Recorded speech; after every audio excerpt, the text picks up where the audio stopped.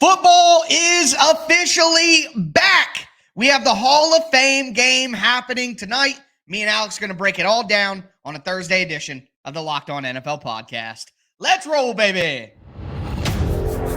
You are Locked On NFL, your daily NFL podcast. Part of the Locked On Podcast Network, your team every day.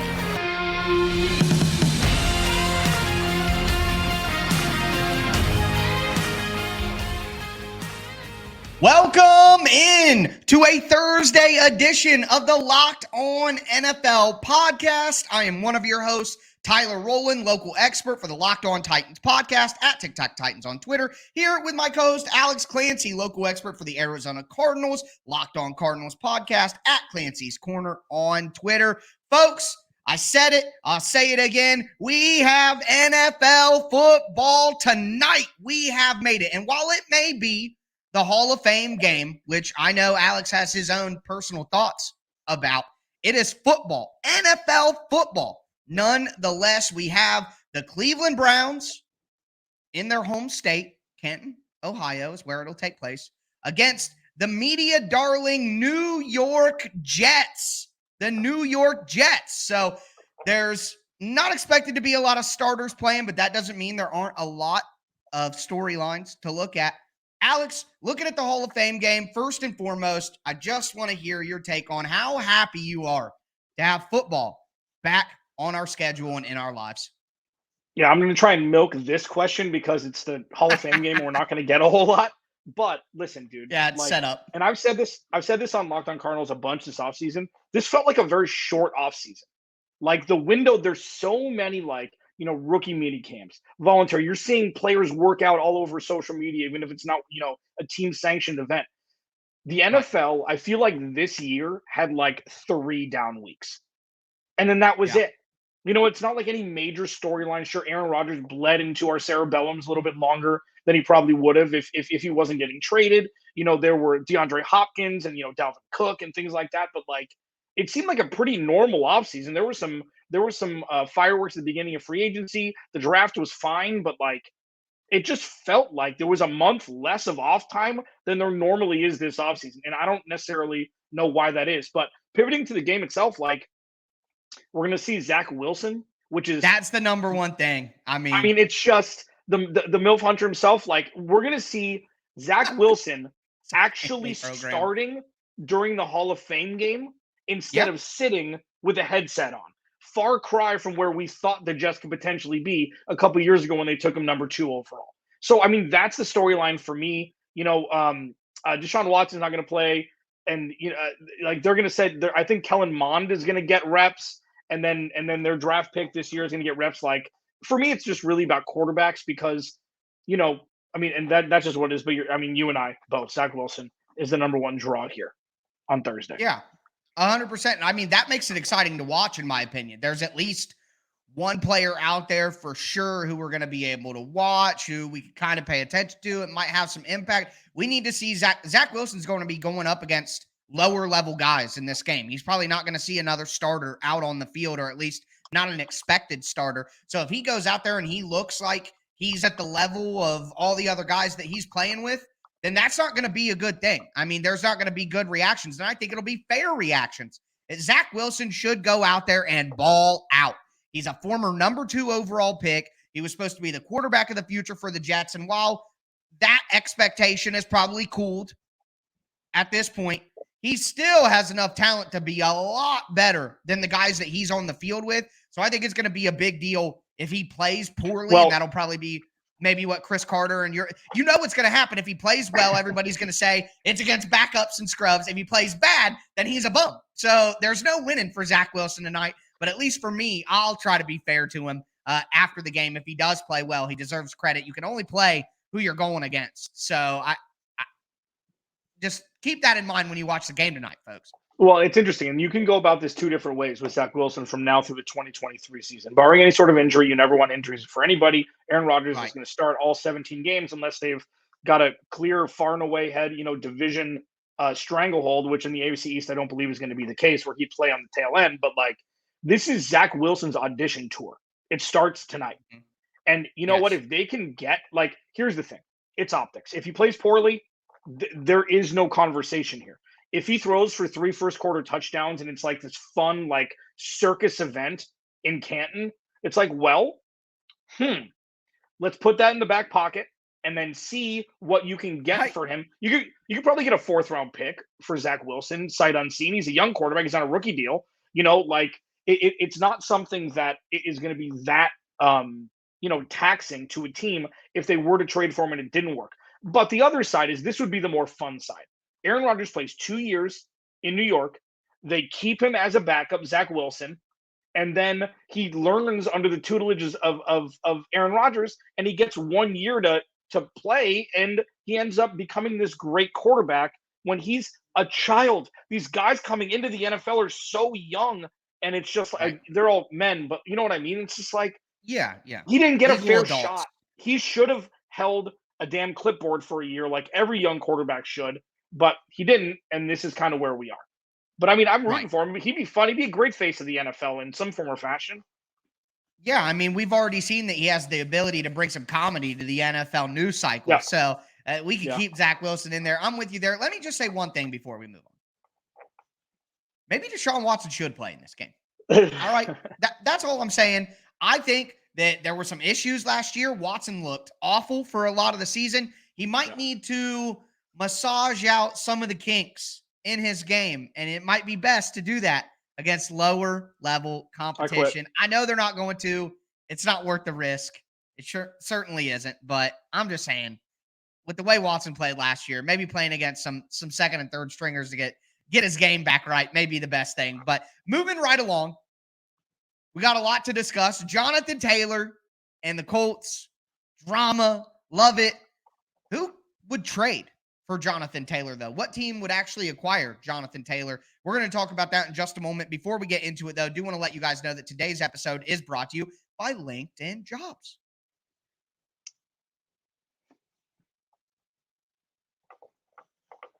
These days, every new potential hire can feel like a high-stakes wager for your small business. You want to be 100% certain that you have access to the best qualified candidates available. That's why you have to check out LinkedIn Jobs. LinkedIn Jobs helps you find the right people for your team faster and for free. All you got to do is create a free job post, then add the job and the purple hashtag hiring frame to your LinkedIn profile, and it's going to spread the word that you're hiring. LinkedIn Jobs gives you simple tools like screening questions that make it easy to focus on the candidates with just the right skills and experience so you can quickly prioritize who you'd like to interview and hire. It's why small businesses rate LinkedIn Jobs #1 in delivering quality hires versus the leading competitors. LinkedIn Jobs helps you find the qualified candidates you want to talk to faster. Post your job for free at linkedin.com/LockedOnNFL. That's linkedin.com/LockedOnNFL to post your job for free. Terms and conditions do apply. All right, football fans, we are back. It's a Thursday edition of the Locked On NFL podcast. Thank you all for making the Locked On NFL podcast your first listen each and every day. Make sure you get subscribed. Stay subscribed for free, daily, all year round NFL content on all apps. Anywhere you find NFL content, you're going to find the Locked On NFL podcast. So make sure that you stay locked in here with us. It's your team every day. Speaking of your team every day, there's some drama in Indianapolis with the Colts. I'm certain that our other Locked On NFL hosts have talked about this throughout the week, but Johnathan Taylor, the owner, Jim Irsay, not on the same page, the agent and the owner going back and forth. Now JT wants to sit out the season. Now the Colts may put him on NFI and not pay him. It's ugly. It is ugly, which leads us to the question of, would the Colts trade Johnathan Taylor? And if they would, who would be interested? So we're going to dive into some teams that could make sense for Johnathan Taylor. It's probably going to be some of the usual suspects we've talked about before, with maybe a player like Dalvin Cook being available, a Saquon Barkley trade, stuff like that. So I'm going to kick it off, Alex, with the same team that I've said that we talked about with Saquon Barkley. It's the Chicago Bears. Mm-hmm. It's the Chicago Bears. And they have cap space. They have a young quarterback. They have a dynamic offense. And look, I like Roshan Johnson. I like Deontay Foreman. I like Khalil Herbert. I do. But are any of those players the level of Johnathan Taylor? No. And Taylor is going to get I don't think that anybody's given Johnathan Taylor the contract extension that he wants. I think it's to the point now where he just wants to play football and probably for a different team. You know, at this point, if the Colts aren't going to pay me and no one else is going to pay me, I don't want to be here. You know, let me go somewhere else where I don't hate the ownership now and all that. So to me, I don't think that Johnathan Taylor's going to get the money that he wants because he's a running back, and we talked about that enough.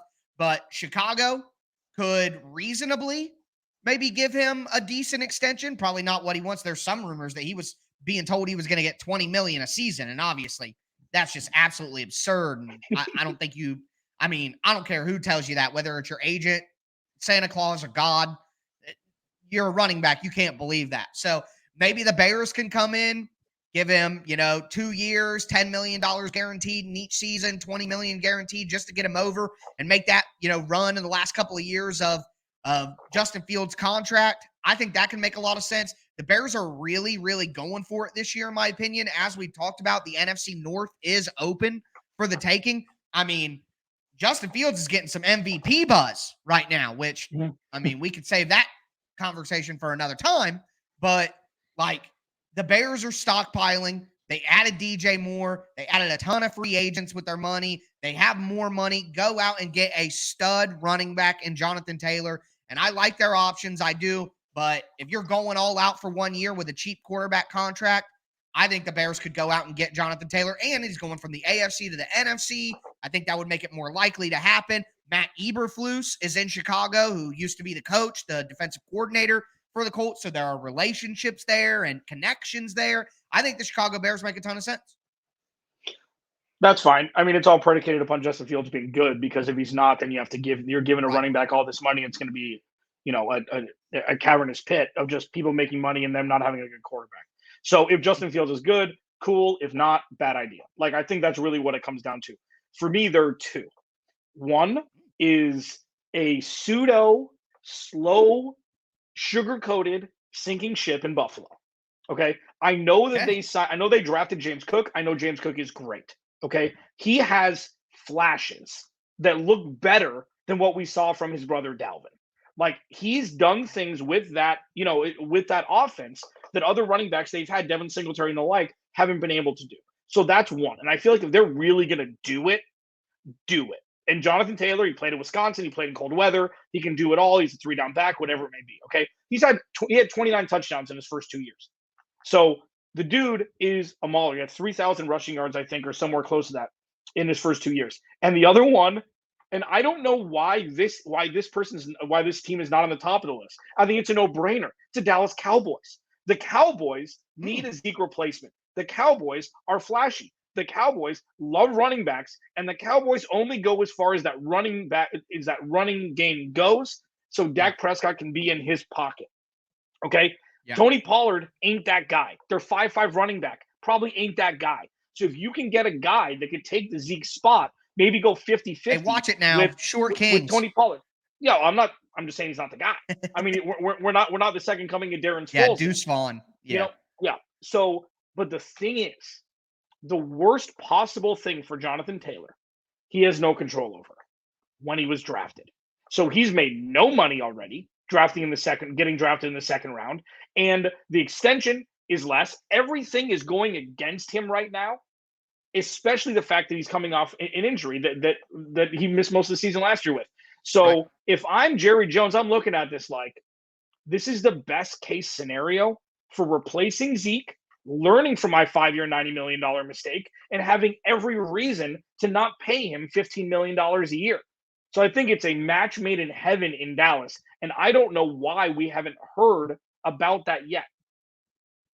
Yeah, no, that's fair. And with Zeke not coming back, and you talk about Tony Pollard, but we forget that he's coming off an injury. I know that he's looking pretty solid, but that doesn't mean that he's going to stay healthy the whole year. And as we know, you probably need a couple of good backs. And Dallas definitely only has one. They can – the Deuce Vaughn story is awesome. We saw, his dad works for the Cowboys, and that was a really moving video when he was able to call his son and let him know they were drafted. I love all that, and watching a 5'5" guy play in the NFL at running back, it's, I can't lie. I relate and I identify with that. And he's a true hero, Deuce Vaughn. But I'm with you. I think the Cowboys need a little more boost in their running game, and JT could make some sense. Just two other teams that quickly come to mind for me. The Jacksonville Jaguars. I mean, they're looking at making a Super Bowl run. Now, I know that they have Travis Etienne, but Etienne is more of a speed back, and Etienne obviously missed his rookie year with injury. Behind him, they have the rookie Tank Bigsby, who is more of a speed guy, smaller guy. JaMychal Hasty, also a speed guy. I like Dearness Johnson, but come on, man. We're talking about Johnathan Taylor. If the Jaguars could steal Johnathan Taylor away from a division rival and bring him in with Travis Etienne, that is one of the best 1-2 punches in the entire NFL right away. And I think it would take them kind of to that next level. I think that Jacksonville would be able to, I guess, rely a little more on the run game and kind of go to it. If they're going to be ahead in a lot of games, then that's something that would make a ton of sense for them. So that's an option. And then the other team that I was thinking about is slipping my mind right now, losing my mind. So we'll go with Jacksonville and end there. Are there any other suggestions that you might have? No, I mean, I think it's just there are teams that you have to check the box them off, like Cincinnati, you check off, Kansas City, you check off, like the usual suspects. Yeah. Baltimore, you check off where they just don't have the money for it right now. Baltimore. Yeah. J.K. Dobbins hasn't practiced for a week. That's what I was trying to think of. J.K. Dobbins hasn't practiced for a week, and they asked John Harbaugh, and he sounded concerned about it. He said, I don't know. It's a fair question to ask what's going on with him. So Baltimore relies – I know that they're trying to go towards a different offense now with Todd Monken, but they still need to run the ball and have a good run threat. And I don't like any of their options outside of J.K. Dobbins as a lead back. So I think that JT can make a ton of sense for Baltimore as well. So here we go. Mystery segment. Mine. That's mine. We'll talk about it next. This episode of Locked on NFL Thursday is brought to you by Underdog Fantasy.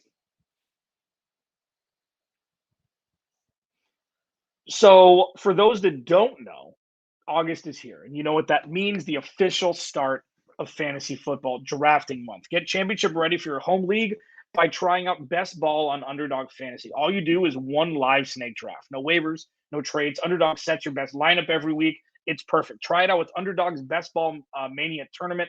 The largest fantasy football contest of all time is back, and even bigger, with $15 million of total prizes up for grabs, including an absurd $3 million going to the winner. Last year, the winner drafted their team in July. So don't wait around. All right, visit UnderdogFantasy.com or find them in the App Store and sign up with promo code LOCKEDON to get your first deposit doubled up to $100. Underdog is the easiest place to play fantasy football and the best place for best ball. Again, the largest fantasy football contest of all time, Best Ball Mania Tournament.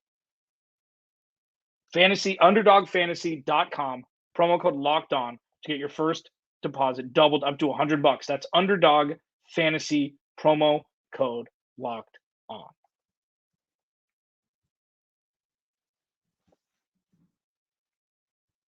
So here's the thing. This is going to be a fun one.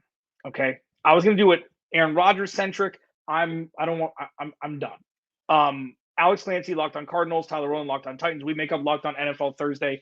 Thank you for making Locked on NFL your first listen each and every day, free wherever you get your podcast and on YouTube. Can I just say one thing before I go into the mystery segment?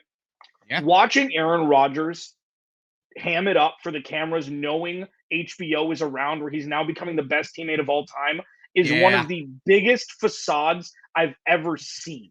How do you look at him and be like, you know what, that's a good teammate? That's a good teammate. He got it. Oh, he took a $25 million contract cut. If you weren't the most selfish NFL player we've seen in the last 20 years, you wouldn't have had to. Maybe you could have won in Green Bay. Maybe you wouldn't have had to trade Devontae Adams and get rid of all of these defensive players. Like, why didn't he give that deal? You did this yourself. Right. Yeah, right. So anyways, thank you for that. And he caught a stray. I don't care. I was going to do something about him anyways. I'm going to do this instead. Coming off what is set to be yet another multi-week long injury, and with the future of the organization in question, should the Rams look to trade Cooper Kupp? And let me get through this really quickly. So Matthew Stafford's coming off his arm may fall off injury. Okay. Right. People are kind of sweeping it under the rug like it's not a big deal. They were terrible last year. Matthew Stafford missed a bunch of time. Cooper Kupp missed time. The most fun part of the Rams last year was Baker Mayfield 2 days in, leading the team back on a prime time 96-yard drive or whatever it was in under 2 minutes. That was the best part about the Rams last year. Yep. They're best part of their season. 2 to 5. Right. There are 2 to 5 potential, franchise quarterbacks coming out in the draft next year. So do you look at this, if you're Les Snead and you're Sean McVay, you're like, you know what? Let's pull the ripcord. Cooper Kupp's 30, going on 50. Okay. When he plays, he's arguably the best receiver, top 3 receiver in the NFL. But he had 1.5 otherworldly years. And then he's been fine. He's torn an ACL. He's been injured. Could they get high enough draft capital to actually warrant trading him and starting the tumble down to completely reset in Los Angeles? I think they should. I guess you got that big stadium. They won the Super Bowl a couple of years ago, but what does NFL stand for? Not for long. We don't see – this isn't like NBA where we're going to have Warriors versus Cavs for 5 years running.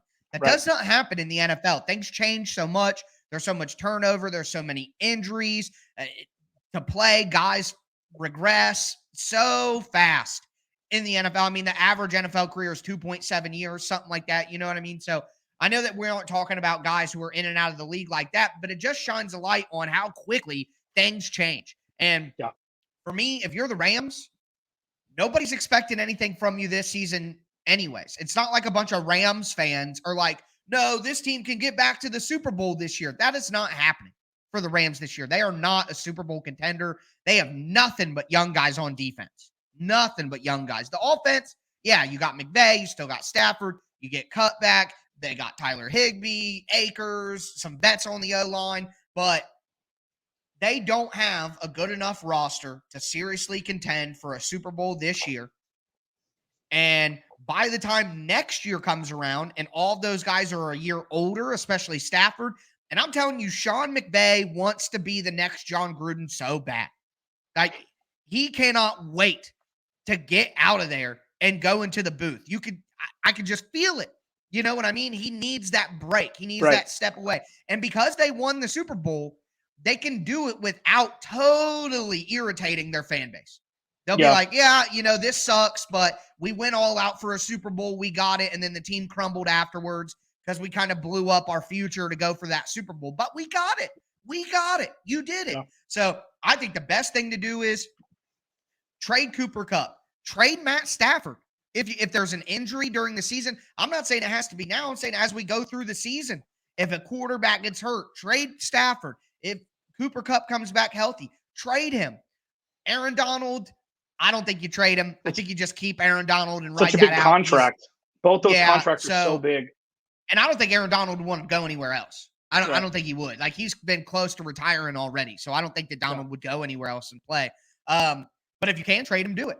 I would absolutely do a fight. I think Tyler Higbee could probably get you a mid-round pick. Not only could it help the Rams tank for the next quarterback, imagine if they got Caleb Williams from USC and they kept him in Los Angeles, and how energized those fans would be in Southern California if they were able to keep Caleb Williams home like that. Not home per se, but where he's playing in college. So the Rams absolutely, not only to put themselves in a position to get the next quarterback, but also to kind of restock the cupboards a little bit with some draft picks, kind of make up for lost time the last few years. They absolutely should tank this out. And especially if Cooper Kupp is hurt to start the year, if there's any massive regression from Matthew Stafford, absolutely tank it out. Do you think I'm wrong, or would you do the same? No, I would do the same. I mean, that's why, I feel like it's almost rhetorical, but the problem is Stan Kroenke just put some of his hard-earned cheese into SoFi Stadium. So that's the only thing where it's like, and I know they split the rent with the Chargers, which is great that, the Chargers rent, the time from them. That's the only thing where it's like, is Stan Kroenke so not patient to where that's not an option? Because listen, they gave Matthew Stafford way too much money for the extension. Matthew Stafford is a very good quarterback. People in Los Angeles now want to crown him. That was He's not one of elite. the that was one of the most interesting playoff runs because sure, they won the Super Bowl. Absolutely. It was like Slumdog Millionaire. Every little thing had to go their way for that to happen. I mean, Green Bay, better team than them. They had a gaff on special teams. They got San Francisco to play them. Jimmy Garoppolo was not a good quarterback. I mean, they were a cover zero away from losing to Tampa Bay and completely just melting down in Tampa Bay. So, Well, if like, not for yes, Aaron they won the Donald, Super they Bowl. lose the Super Bowl. Jamar Right. Chase was wide open, and Donald just Right. whooped one of the worst offensive lines Now- in playoff history. And now you can say, yes, okay, fine. That happens every year. Things Yeah, have what to happen. if, Things what happen to if, go yeah. your way. There is, yeah. But if I'm looking at that and I'm like, if you can move off Matthew Stafford and you can move off Cooper Kupp, yeah, it's going to suck. Yeah, but you're right. The fan base will get it. And then it's like, you know what? Come next draft, it's like, ooh, that was a good idea. It's like, I mean, and I think it's a no-brainer because the best thing about Cooper Kupp is teams will trade for him because you'd rather have Cooper Kupp for 7 games than Marvin Jones for 16. Yeah. You'd rather have an elite guy for half a season, and he can fit in any system. Doesn't matter. Right. Yeah. So yeah, I think it's no-brainer. I'm with you there. I agree. Let's just say the Rams need to take their medicine.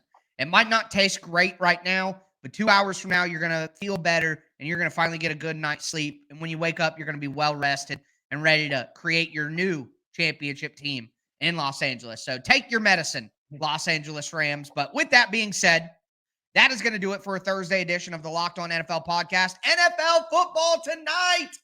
Ladies and gentlemen, make sure that you're back for Locked On NFL Friday, where your boy Q and Chris Carter will most likely be breaking down what happens in the Hall of Fame game. But that is going to do it for me, Tyler Rowland. That is going to do it for my co-host, Alex Clancy. As always, start your weekend early, everybody. Stay safe out there.